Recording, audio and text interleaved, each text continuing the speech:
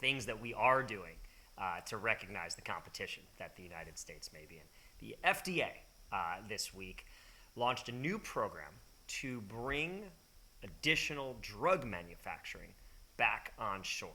Now, this is another one. It is shocking, I think, to see for a lot of folks that more than half of the pharmaceuticals actually distributed in the United States are manufactured abroad. And so only 11% of companies that are producing pharmaceutical ingredients are actually based in the United States. The majority, or at least a significant plurality, are in, once again, China and India. So, what do we think of the FDA's new program? Think it's a great program. I think the key question actually isn't getting the drugs to be made here, right? Because if it's more expensive, that's going to hurt Americans. That's going to hurt the American citizen who's going to pay more for these drugs. But the key question is, if something goes wrong, do we have the capability to scale up?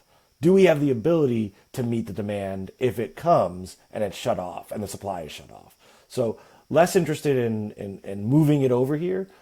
If that is the answer, okay, that's the answer. But more interested in how do we build out that capability so that we can do it as needed, on demand. I think that's right. So it's that stockpile. It's the ability to do it. It's not saying we must, but it's knowing that we can without a huge lag. I even remember PPE during COVID. Remember that when we had the masks and the gloves and stuff?